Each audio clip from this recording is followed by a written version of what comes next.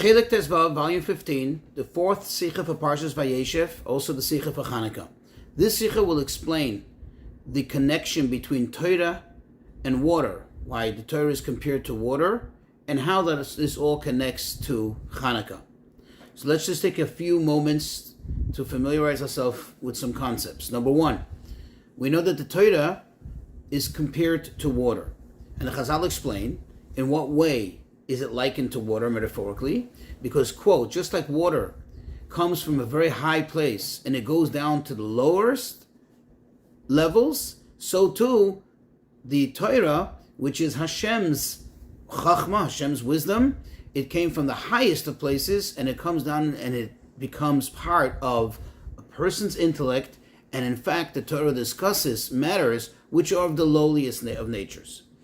So another thing, however, we do find that the Torah sometimes is compared to, let's say, bread, wine, oil, and each one of these metaphors has a specific reason why the Torah is compared to it. For example, bread is something that you absorb, something that becomes absorbed in the body. It gives the body nutrients, it gives it life, so too the Torah becomes, so to speak, part of the person, becomes absorbed in the person, and gives the person, of course, a spiritual life.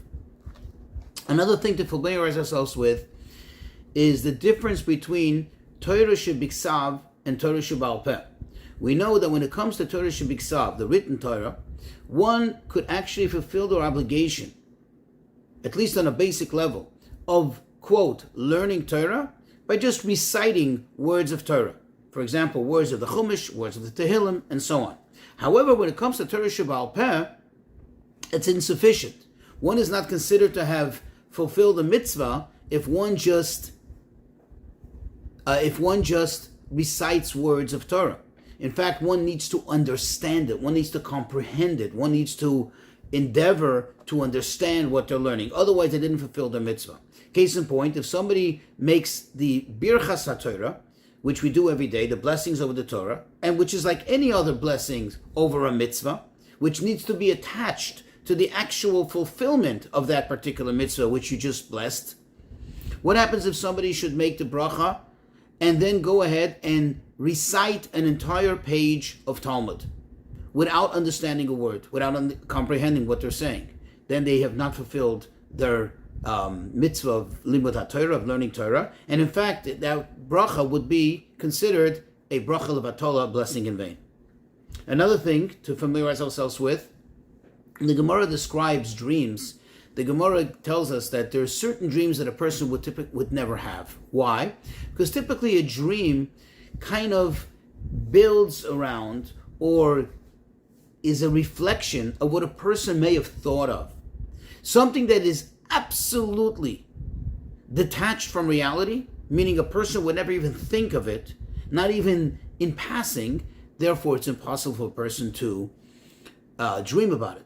And that example that the Talmud gives is Pila Bekupa Damachta, a elephant going through the hole of a sewing needle, which obviously is just impossible. So it's something that a person wouldn't even think about, wouldn't even fantasize about, and therefore it would never come up in someone's dreams. And this is used as a classical term of describing something impossible.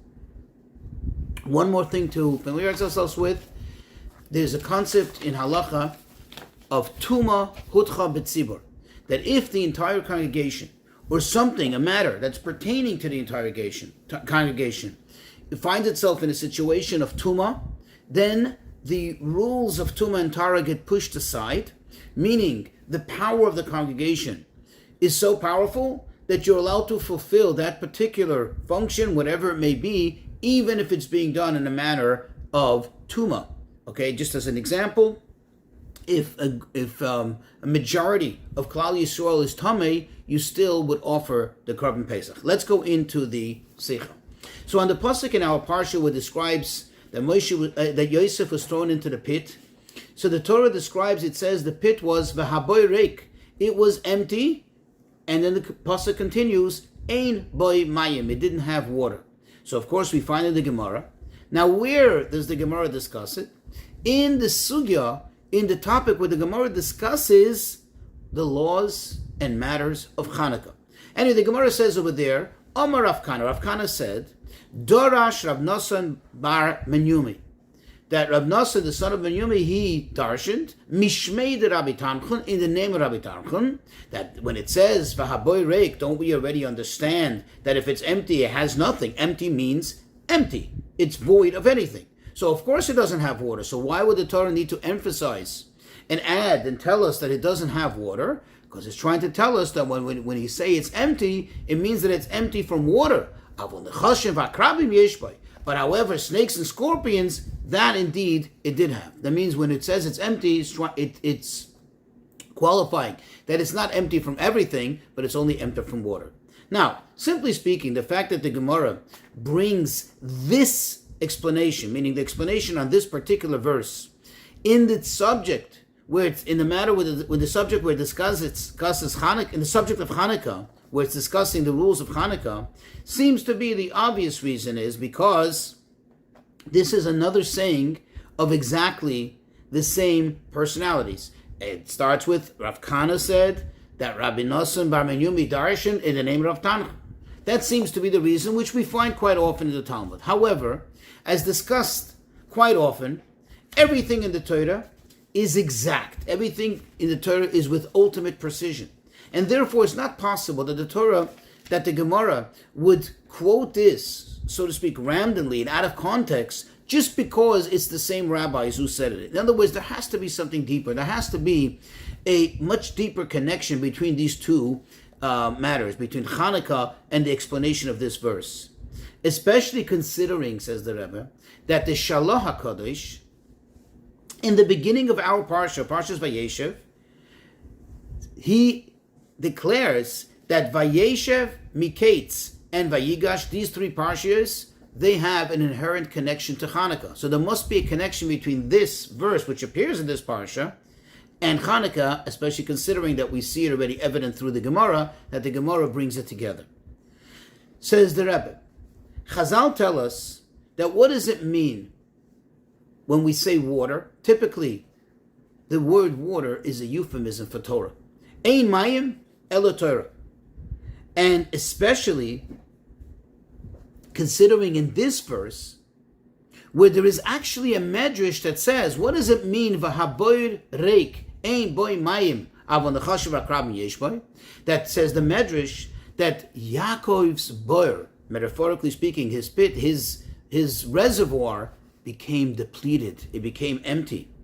And what does it mean it has no water? There was no Torah here. What is the idea of it? That when one is depleted, when one is void of Torah, automatically the result is nechashim v'akrabim yeshbay, that there are negative elements playing a role. That means if you're void of mayim, if it becomes depleted, there's ein by Torah, nechashim v'akrabim yeshbay. That means it's not just that it's void of Torah, but automatically it becomes a place where the negative, things that oppose Kedusha, start to fester.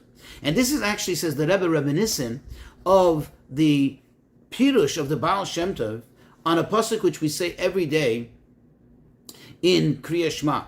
We say that Yishom Lachem Pe'if Talach V'sartem V'avadatem. V'sartem means you're going to turn away. V'avadatem Elokim Acherim, you're going to worship other gods. Avodah Zarah. Says the Baal Shem Tov that this could be read the following manner. V'sartem, that if you turn away from Hashem, then automatically v'avadatem, you're going to be worshiping Avodah Zarah. The Baal Shem Tov explains that when a person removes himself from his connection to Hashem, miyad, immediately he is Oved Avodah Zarah. There's nothing in between. There's no intermediate level. It's automatically. You turn away from Hashem, automatically you're worshiping idols, so to speak. So the question is, it would seem that, okay, the Baal Shem Tov's explanation, V'sartem v'avadatem, seems to make sense. But why is it that when you say V'haboy reik, ein boy mayim, that it doesn't have water, all you did is you don't have Torah? Why does that also make it so? In other words, why is that an imperative that automatically it's full of nechashim v'akrabim, that is full of snakes and scorpions, which is a metaphor, which is a euphemism for things that negate and are against godliness? Moreover, if we really think about it, according to many of the commentaries, the brothers of Yosef acted, quote, according to halacha, according to Torah. In fact, they were convinced that according to Torah, Yosef deserves to be put to death. Why? Because they felt that he was an instigator and that he was conspiring to get them into trouble to the point to get them killed. And the law is, if someone is trying to get you killed, you can preempt. Not only you should preempt to protect yourself and kill him first, self-defense. So the question is, why are we saying that Yaakov's, quote, Yaakov's boyer, Yaakov's reservoir was depleted, there was no Torah, and that's why it was full of snakes and scorpions? Just to repeat the questions. Number one, what's the imperative to say that if there's no Torah, automatically you are, so to speak, against Hashem. You are like worshipping idols. There's snakes and scorpions. And number two, how can we say this about the brothers of Yosef who felt like they acted, and they in fact did act, according to what they understood to be the law of the Torah? So the Rebbe says, we'll understand this by first prefacing the reason that the Chazal made this comparison between water and Torah. The Chazal tell us, because we do find that the Torah is also compared to bread, to water, to oil, to other things. What is the idea? What is and each one, so to speak, brings out an aspect or a characteristic of Torah. What is the idea that the Torah is compared specifically to water, and especially as we see it here? So in the Gemara Tainus, the Gemara says that just like water comes down from on high, to the lowest, so too the Torah could only connect to somebody who humbles himself, who makes himself low. And according to this, we can understand already. We can begin to understand, what does this mean that Yaakov's reservoir, Yaakov's bar, was emptied and it was void of mayim, of Torah? Because yes, indeed, they came to the conclusion, according to halacha, as they saw it, that Yosef deserves to be put to death. But in proportion to their level that they were on, they should have been more humble. In other words, they lacked the true connection to Torah, and therefore it's considered like they didn't have Torah, and therefore you can say that, quote, Yaakov's reservoir, Yaakov's bar, his cistern, is depleted, is void of Torah. Because, and then automatically, of course, once it's devoid of Torah, what happens? Then there are snakes and scorpions, there are negative elements. What's the explanation of this? How do we understand this? You see, what is really the idea of learning Torah? What are we supposed to achieve? What are we supposed to accomplish by learning Torah? The idea is that we're supposed to connect, we're supposed to cleave to the, quote, Noisein HaTorah, the giver of the Torah. And in fact, therefore, it's fundamentally imperative as a condition, as a prerequisite, that there should be absolute bittul. A person should feel himself humble and lowly before Hashem. Why is that? Because if you think about it, inherently, a human being, by nature, by design, is a finite being. And therefore, how could he connect to something that's infinite, beyond infinite, to Hashem himself?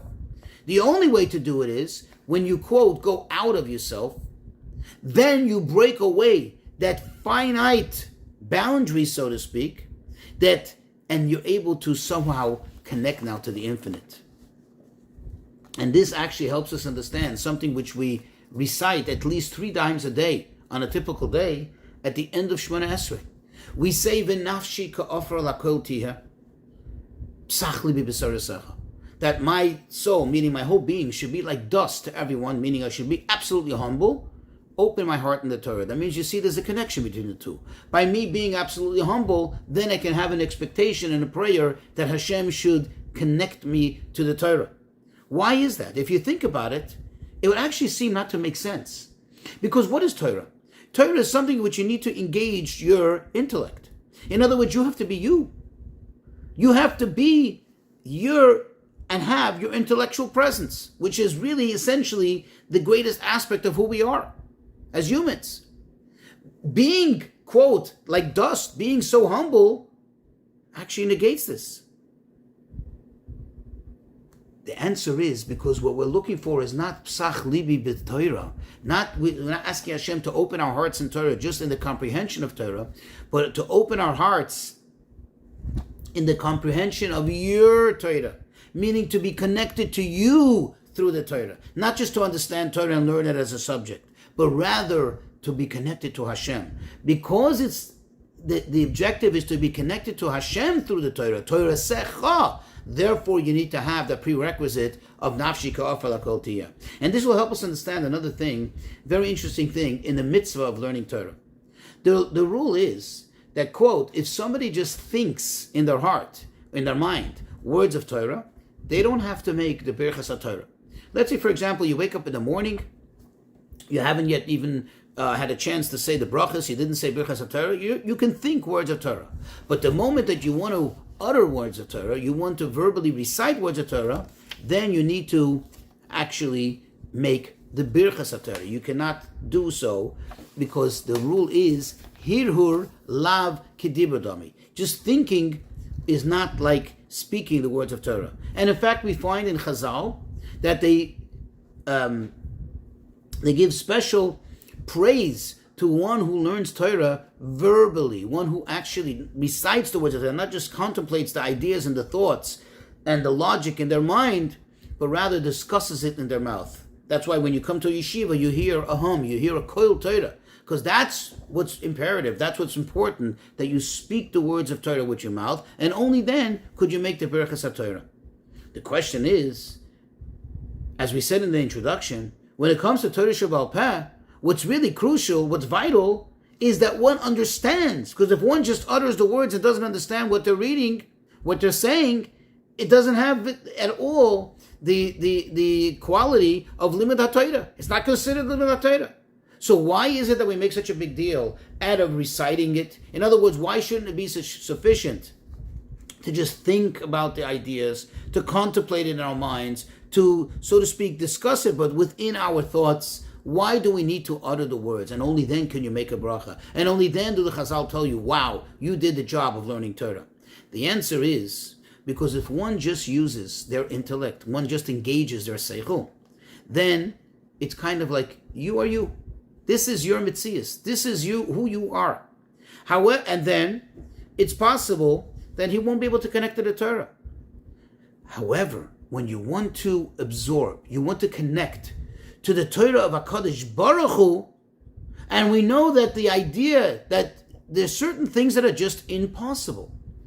Within the physical, finite realm, it's impossible that there should be pila b'kupa d'machta, that an elephant should be able to pass through the hole of a sewing needle. That's impossible, to the extent that you'll never dream about. How much more so that the true infinite level that there is, the ultimate infinite level, Hashem himself cannot in any way be absorbed and be, so to speak, contained within a human being who is absolutely finite. That's why, if it's you who's thinking the Torah, it's just you. In other words, you are using your brain, you're using your faculties, so to speak, in order to connect to Hashem. That's why you can't connect by just thinking the words of Torah. However, when you connect to Hashem by being mevatel yourself, which means you're breaking away all your finite limitations. How do you do it? By speaking it with your mouth, by verbalizing it, which is a simple act, and by making it permeate, like it says in the Gemara, all your amach evarim, which is obviously lower than seichel, lower than the, quote, the real you. Then you're mevatel the gevul, you're mevatel the finite boundaries, the finite limitations, and therefore it allows you to now, quote, become connected and absorb godliness through his Torah. And now we can understand better what this statement means. Since the whole purpose of Torah is not just to the intellectual understanding of Torah, the comprehension of Torah, but rather, like we explained, to be connected to Hashem, the Noisen Torah. Therefore, if you are connected to Hashem, if you're not connected to the Torah, meaning you're not connected to Hashem, the Noisen Torah, because you're lacking bittul, then automatically, in other words, you're fully yourself, automatically there's going to be nechashim v'akrabim. And this is what the Medrash means. That, quote, the boyer of Yaakov was depleted. The cistern, the reservoir of Yaakov was depleted because there was no Torah. Of course they had Torah. But since in relation to their level that they were on, it was expected of them to have a higher level of bittul, thus a higher level of connection to Hashem, and they didn't have it, therefore it's considered as if they didn't have Torah, and therefore, yes, it was depleted. Says the Rebbe, all the stories in our Parsha are really all an introduction to the giving of the Torah. Because really here begins the whole story where Yosef ends up in Mitzrayim, and then the enslavement of Mitzrayim, then the redemption from Mitzrayim, the Exodus, and then, which the purpose of it all is, Matan Torah. And, of course, as this pasuk itself, Haboy Reik Ein Boy Mayim El Nechoshev Akrabim, when this pasuk says that if you don't have true connection to the Torah, then you, unfortunately, you do have, if you're void of Torah, then you have the Choshev Akrabim. Says the Rebbe, really, this is speaking about more, not about their time, but about the time of Matan Torah. Why? Because the difference between pre-Matan Torah and post-Matan Torah means the Torah of the Avos and the Torah that we have after Matan is that the Torah of the Avos was all in relation to their level of comprehension. In other words, it wasn't yet, quote, given by Hashem. Meaning, it was something that they were able to receive on their own, they were able to connect to, so obviously it was within limit. There were limitations to it. As much as a human being, albeit a human being like Avrohom, Yitzchak, and Yaakov, but still human beings, are able to reach, are able to achieve. However, after Matan Torah, it all changed. Because Hashem gave us, as we say, Torah Soi, His Torah.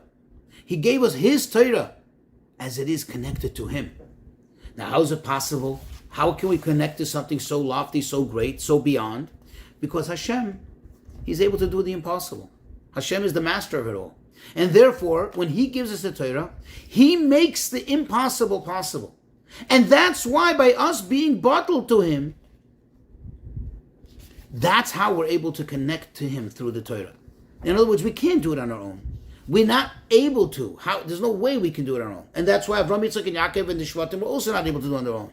But we are able to do it now, not because we're greater than them, but because Hashem, quote, gave it to us. He made it possible.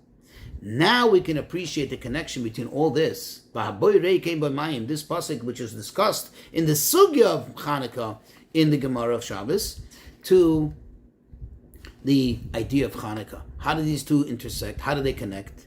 What did the Yevanim, what did the Assyrian Greeks want? What was their problem? What was their beef with the Jews? What was the reason that they made all the trouble? We say it in the Alanissim. We say that they wanted to lahashkicham Torah secha.